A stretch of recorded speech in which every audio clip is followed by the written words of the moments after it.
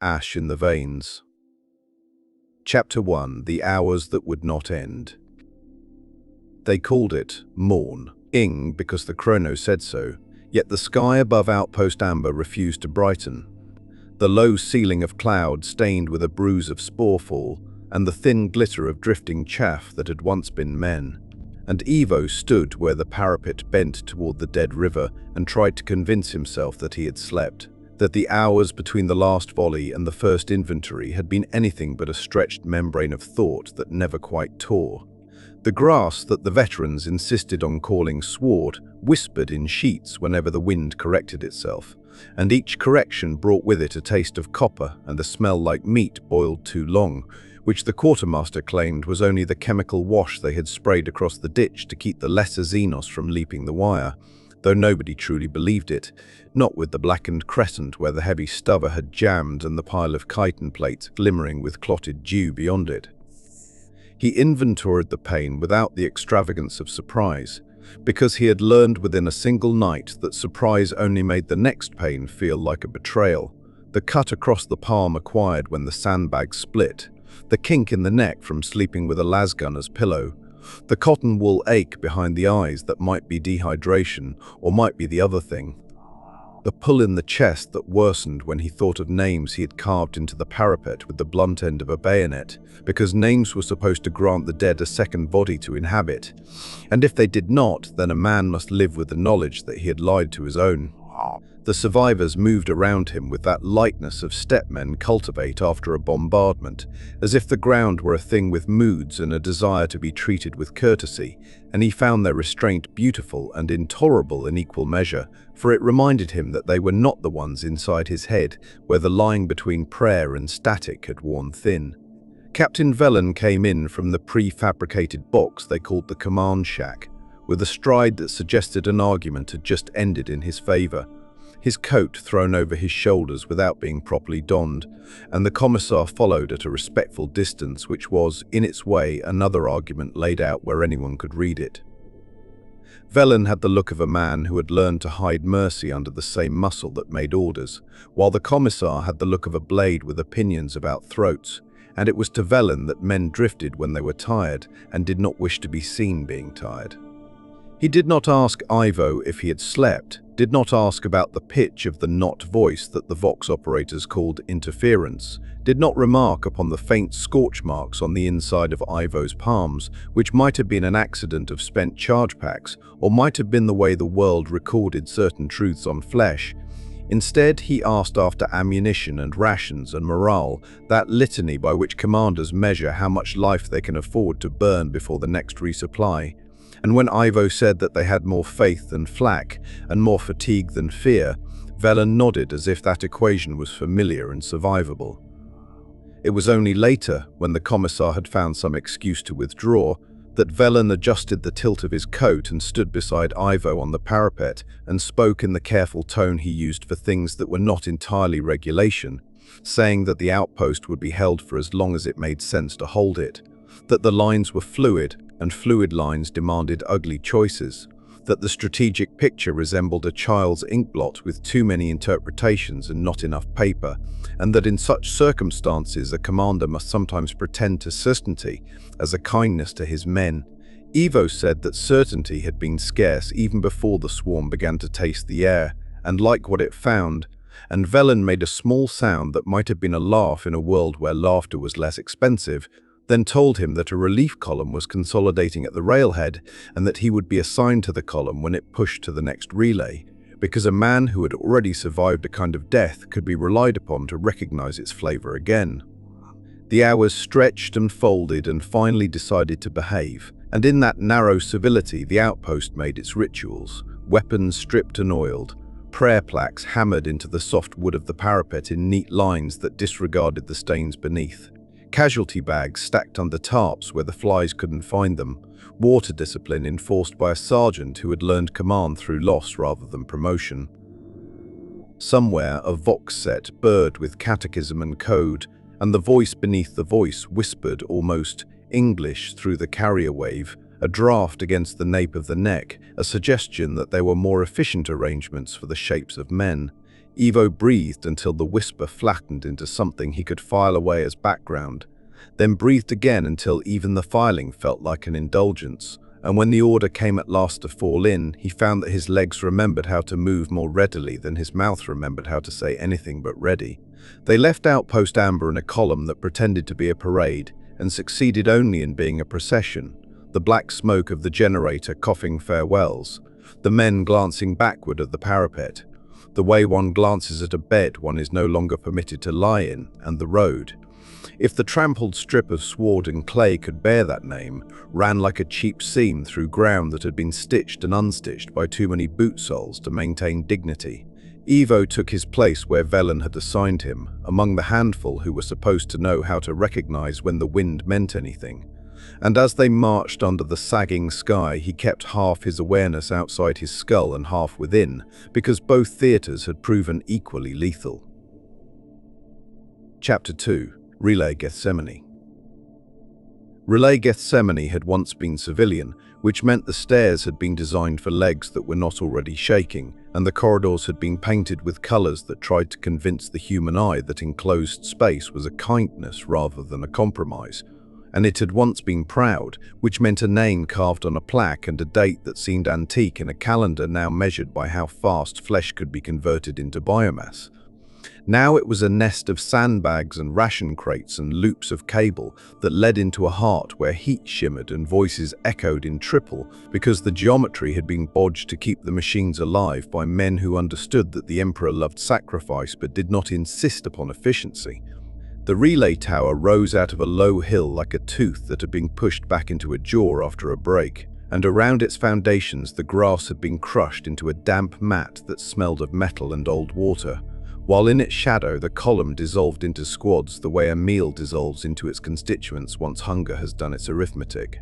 They gave Ivo a room that had once been a break room and was now a staging point, its vending alcove bricked up with plasteel panels, and its mural of smiling workers nearly obliterated by the smoke of too many candles. And in that room he met the men who were his in the way soldiers are anyone's, which is to say only for as long as those men believed the voice issuing orders might keep them alive slightly more often than it got them killed.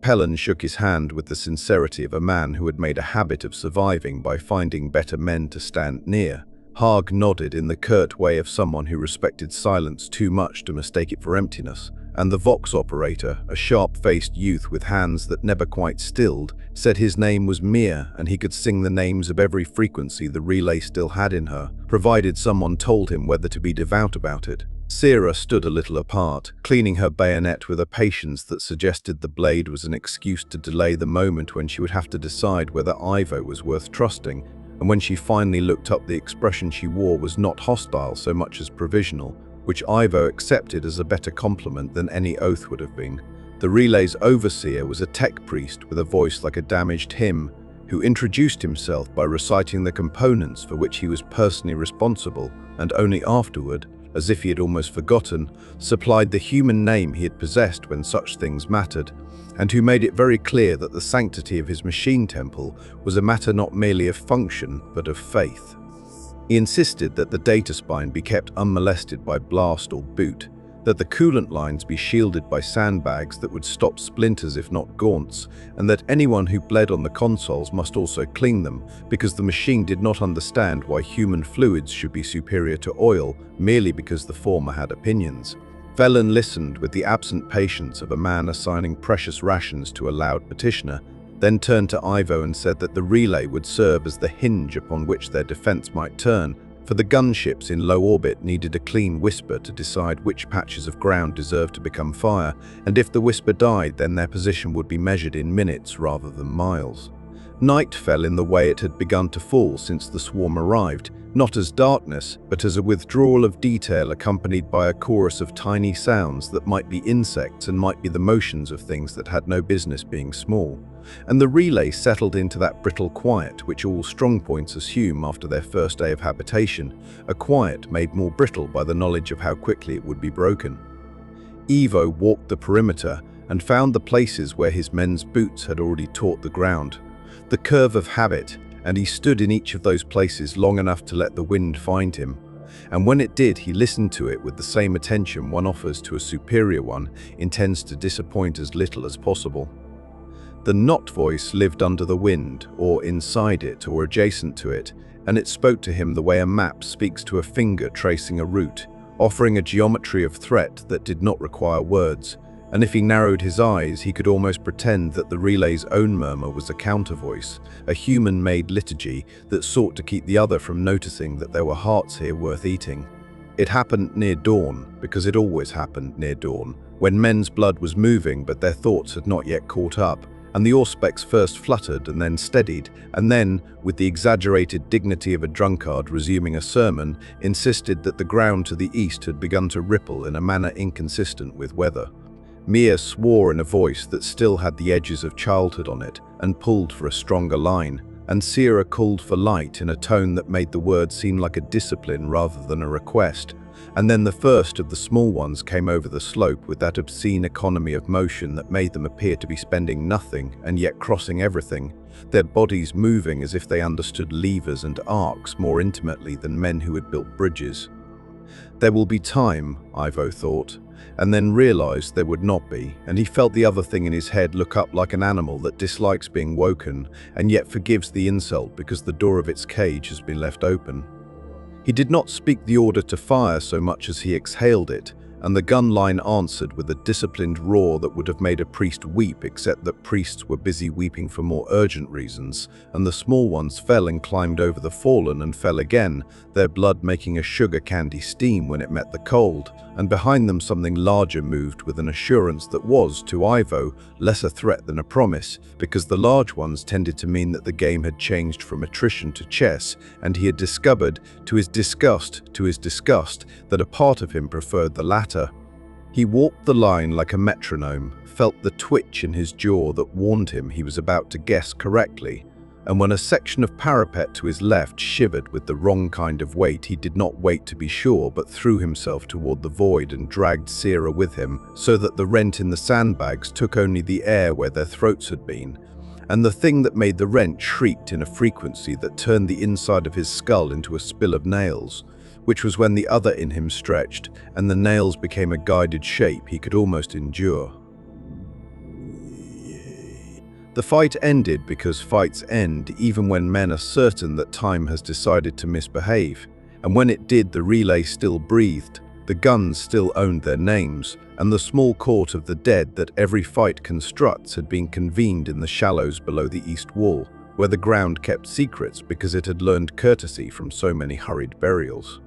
Velen appeared with that same practical coat and counted the living down to the number, and did not look overly surprised that Ivo still occupied flesh, and if the commissar noticed the scorch that had reappeared in Ivo's palms, he did not mention it, though his eyes made a small note in the ledger he carried behind them. The tech priest intoned a prayer that had more numbers than nouns, and declared that the relay had been pleased by their efforts, which meant that the machine would continue to pass on those whispers that told the sky where to bleed. And Ivo, exhausted enough to mistake any constant for a friend, believed him.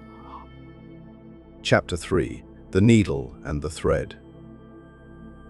Sleep happened the way rain happens on worlds with seasons, by accretion and then all at once, and when Ivo woke it was to the sound of Mia accusing the auspex of treachery and the smell of tea that had been boiled beyond reason and then punished for it, and for a moment he wondered if he had dreamed the fight because his body did not present an argument to the contrary as forcefully as it might have, until he sat up and every muscle filed its complaint in a civilized tone that somehow made the protest worse.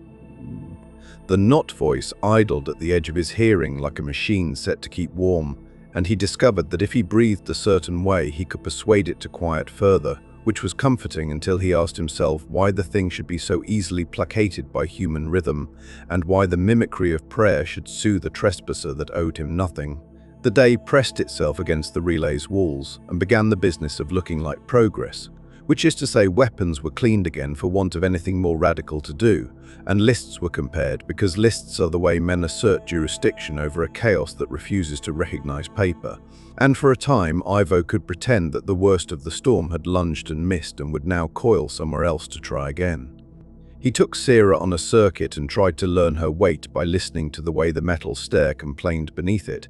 and she allowed the experiment with a grace that he suspected she would later deny having offered. And when they paused at the north embrasure, she spoke, not as confession and not as challenge, but as someone measuring unfamiliar ice, saying that she had glanced at his face when the big one sang and that, to her surprise, she had not seen fear but rather a kind of unhappiness, as if the song had reminded him of a duty he would have preferred to forget. He said that he had heard that note before in the voice of a generator about to surrender its bearings, and she accepted the lie, if lie it was, with the generosity of a soldier who understands that every true thing spoken in war has a cost too steep to pay in the open.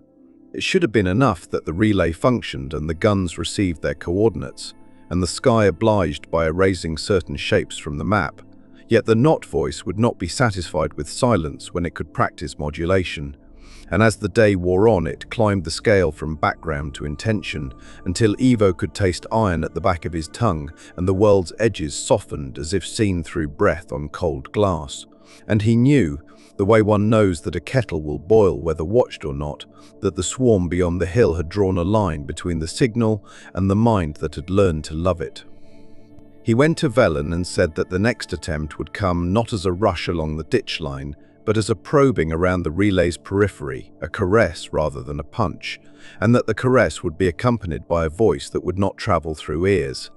And Velen looked at him for a long, grainy second, and finally said that he would place his men as if he believed it, because the worst that could happen would be a redistribution of boredom, and boredom had killed fewer soldiers than contempt.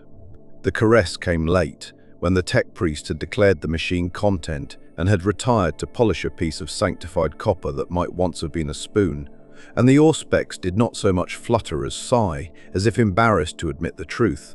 And then the air changed in the way air changes sometimes in stations too near the void, and the men along the wall stiffened without being able to name why.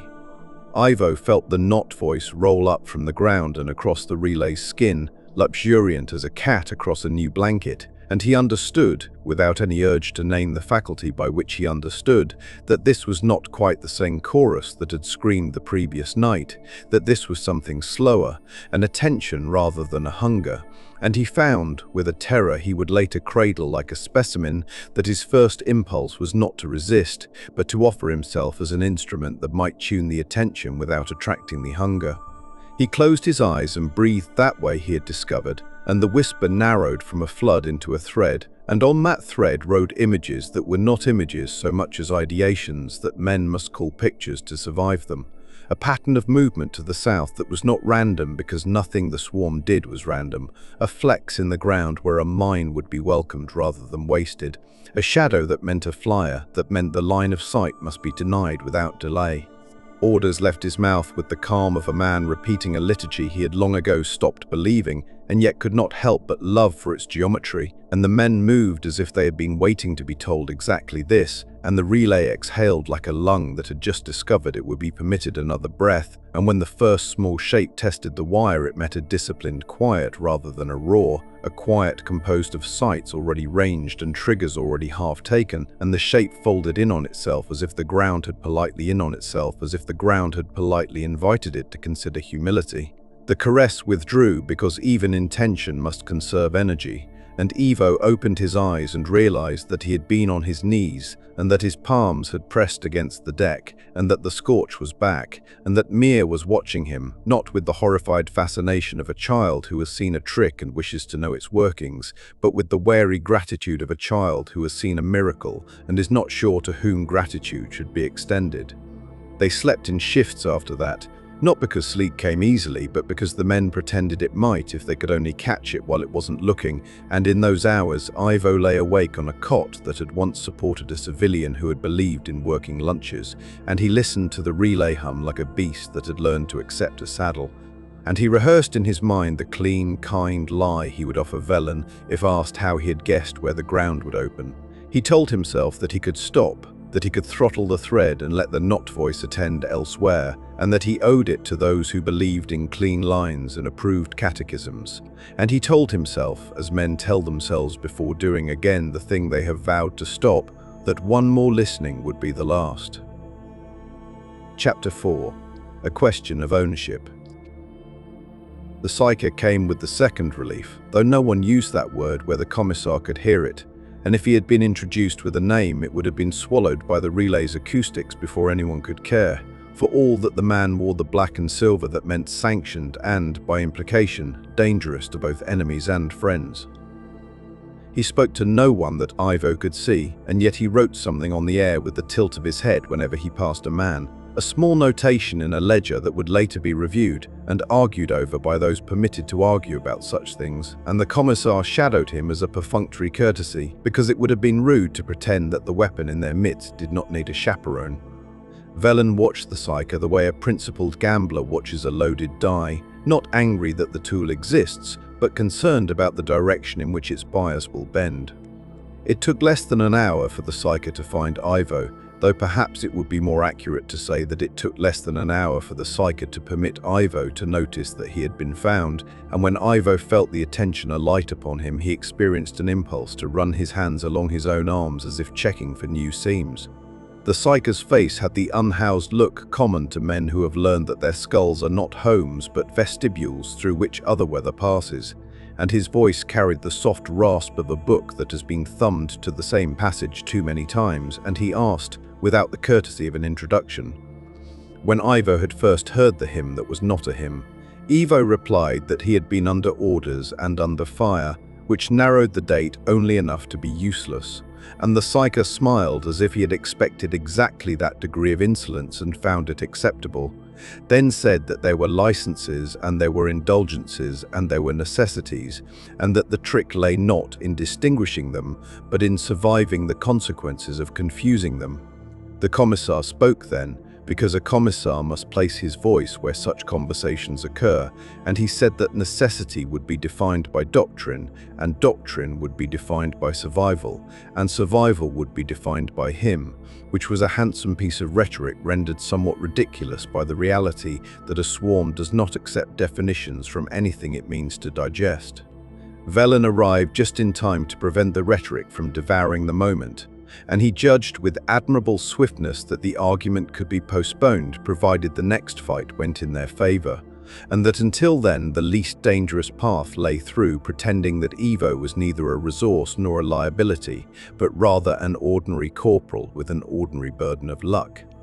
The Psyker acquiesced with a shrug that signified both boredom and contempt in equal measure, then added, in a tone that was almost kind, that if Ivo intended to listen, he should at least learn to listen in a manner that did not alert everything within a kilometer that a new instrument had entered the orchestra. Instruction began, as humiliation often does, with the assertion that one had been doing a simple thing incorrectly out of stubbornness rather than stupidity, and then it narrowed into the exquisite particular, the taut rigors of breath and posture and intention, so that the thread might be threaded without tugging the whole of the net, and so that the mind might ask for a single shake without declaring to the swarm that a census was being taken. It felt unclean to Ivo to be shown how to do a wrongness correctly, and yet it also felt like relief to discover that the wrongness would, for a space, obey etiquette if he demanded it, and he loathed himself for that relief and promised to hate the Psyker later when time could afford hatred. They practiced at the edge of the relay's shadow where the grass had learned to grow around boot heels, and the first time Ivo found the place in the air where the sound was least ugly, the Psyker said, in a tone that was almost paternal, that now he had a choice about how to drown. The assault that followed was not a test of skill but a test of inventory, the swarm having decided that if the hinge would not break by cleverness it would be exhausted by weight. And for an hour and then for another they worked the guns and the charges and the quiet orders that keep men in rows when the rows are being eaten, and the relay shook itself like a wet hound and endured, and Ivo learned that the new listening could survive being pushed, though each time he pushed it he left fingerprints on something that he feared would, in due course, lay those prints out on the table and match them to a palm. Sira's bayonet broke in the joint between segments, and she laughed once without mirth and kept killing with the stump, and Mir sang frequencies to the relay with a cracked voice that somehow found the right notes, and Pelin died as cleanly as a man can when the thing that opens him is using him as a lesson for its kin. Afterward, in the quiet that is made not of silence but of the absence of percussive demands, the psyker said that Ivo had listened well and might even learn to sing, and the commissar said nothing at all because speech would have required telling the truth to himself. Chapter 5. The Ash That Remains. The dead were counted, and the living were counted, and water was counted, and prayer was counted, and the relay, which cared for none of these except inasmuch as each affected the probability of continued function, accepted the counting with the dull forbearance of a god whose worshippers bring only numbers. Velen wrote letters in his head because there was no time to write them on paper, and he placed those letters in a post that could not exist because the sky would not be theirs long enough for wings to call this place a destination. And still he wrote, because a commander who does not write to the dead will one day speak to them as if they were standing in front of him, and that is a conversation no man survives sane. Ivo sat on a crate in the break room whose mural had now surrendered completely to soot, and watched his palms as if they had become someone else's clever pets. And he asked himself with a scholar's sincerity whether the relief he had felt while listening, relief at the coherence of the thread, relief at the ability to distinguish shape from noise, constituted blasphemy or only an affectionate compromise, and he disliked that there might be a difference. Night tried to arrive again and succeeded as poorly as before, the spore haze brightening rather than dimming when the sun surrendered. And in that false twilight, the psyker came and sat without invitation on the crate across from Ivo's, and the two men regarded each other like artisans who recognize a shared craft and despise that recognition. The psyker said that the Imperium survives not by purity but by ratio, which is a truth that will get a man killed if spoken in the wrong room, and that the trick lies in mixing what is forbidden with what is necessary in such proportions that the ledger, when balanced, still reads devotion, and that in such arithmetic, Ivo's contribution might yet be tolerated if it continued to produce a profit in lives. Ivo answered that it was a poor comfort to learn that one's soul had been converted into a column of figures, and the psyker said that comfort was neither his business nor his gift, and that he had outlived comfort in any case, and that if Ivo wished for a benediction he should wait for the commissar to find a liturgy simple enough to fit inside a bullet.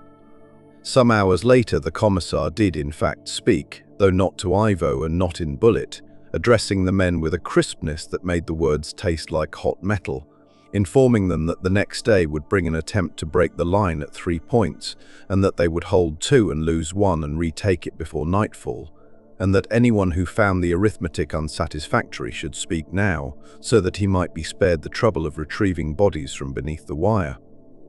The men accepted the prediction with the silence of gamblers who have already placed their chips and are waiting to see whether the dealer has hands or hooves, and Ivo found, to his shame and to his relief, that he believed the commissar's math even as he rejected the man's theology. He slept for an hour with his lasgun's stock pressed against the place where his heart would be if he were a simpler creature, and he dreamed that he stood on the relay's roof and sang in a voice that was his and not, and that the sky answered in the same voice and not, and that somewhere below men were counting in a language that had no digits.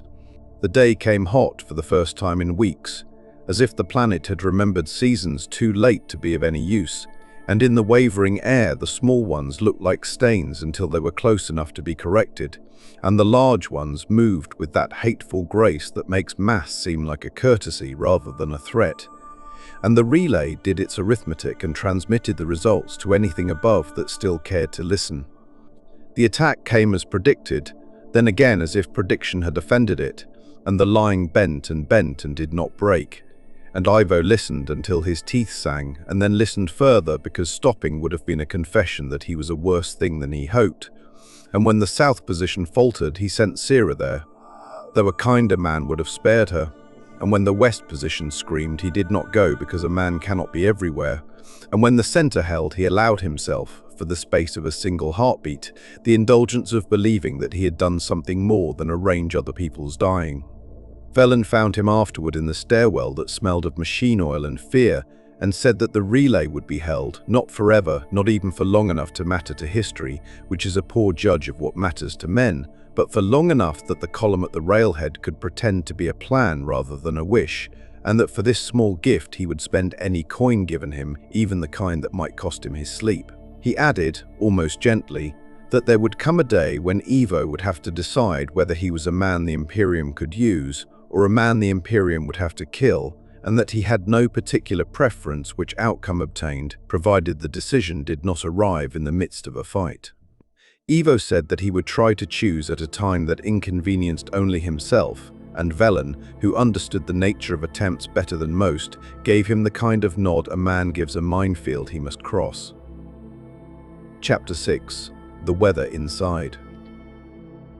There are storms that arrive without heralds because the heralds have been eaten, and there are storms that announce themselves with such pomp that the announcement becomes part of the suffering, and the one that closed upon Relay Gethsemane belonged to the latter kind. It began with a pressure on the ears, the way the world feels when a dropship kisses atmosphere too indifferently, and then moved into the bones, and then colonized the thoughts with a thin film of knowing that made all decisions feel belated. The tech priest said that his spirits were complaining of resonance, and that this meant the enemy had learned to fold the air where it passed through certain declensions of space, which was either impressive or obscene or both, and the psyker said that if Ivo intended to listen, then he should do so with one hand only, leaving the other to hold on to something that remembered it was human.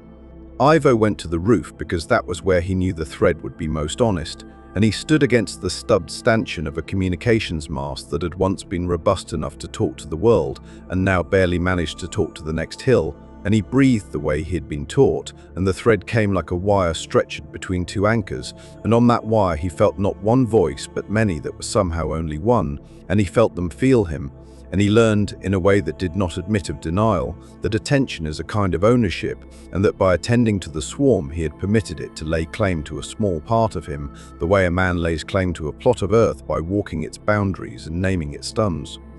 He could break the thread and perhaps break the claim, but the breaking would cost lives that had already been mortgaged to the presumption that he would not falter, and in the terrible accountancy he had adopted since the smoke first got into his lungs, he decided to pay later. The fight came up from the ground like fever and down from the sky like judgment, and the relay dissolved into acts of personal fidelity that the logicians of the Departamento would one day reduce to a list of commendations and reprimands. And there were moments in that violence when Ivo thought he could taste ash, though nothing had yet burned, and moments when he knew with sick precision which man would die next and by what vector, and he used that knowledge to place someone else there instead, and then loathed himself for being grateful when the trade advantaged the whole. Sira reappeared at his shoulder at intervals that suggested design, and then vanished again into places where the line had become porous, and Mir sang until his voice failed and then hammered orders in bare code with his fist against the panel,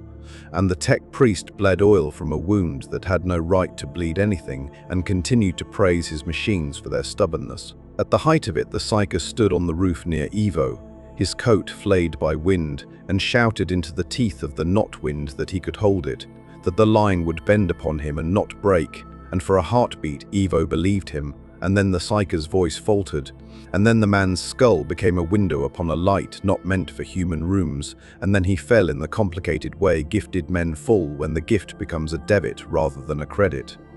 The thread in Ivo's mind thrummed in triumph that was not his, and he hated it and loved it, and then, with the reckless practicality that had kept him alive long enough to despise himself properly, he took the weight the psyker had dropped, not because he desired it, but because it was on the floor and men were slipping, and he told himself that he would put it down later and make a confession to someone with a gun and a litany. The relay held because the men holding it had decided that the alternative would be a worse story to tell if anyone survived to tell it, and when the storm retreated it did so like a creditor leaving the polite promise of return, and the sky unbuckled and revealed a color that suggested the planet was trying to remember its own name.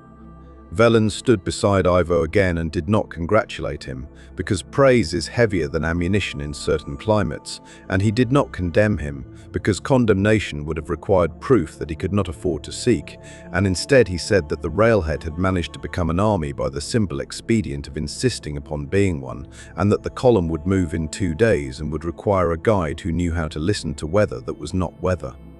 Ivo said that he could listen for a while longer, and Velen accepted the gift without touching it, and the commissar, who had seen the Psyker fall and had considered the paperwork and had decided that the ruin would be deferred until it could be leveraged, nodded as if to himself and walked away to practice his rhetoric. Night came correctly for the first time in a month, and the stars, though occluded and sick-looking, were stars nevertheless, and in the narrow grace that followed the line between man and instrument blurred mercifully, and Ivo found a corner where the wind did not reach and let the thread go slack until it was only memory, and in that slackness he discovered that he did not know to whom he had been speaking when he had asked for shapes and received them. He could turn himself in and ask to be unmade with dignity, or he could continue to listen and ask to be forgiven later, or he could walk into the plane and ask the other to finish what it had started, and none of these options felt like an ending that would satisfy a story, which meant all of them were true. He closed his eyes and rested his head against the relay's warm skin and told himself a small, necessary lie, which was that tomorrow would be worse only by degrees, and that men had survived degrees before, and that he would choose the moment to confess at a time when confession would not require anyone else to die. The relay hummed as if to agree, the Sward whispered as if to object, and somewhere to the south the swarm rearranged itself in ways that would soon be called strategy by those who needed names.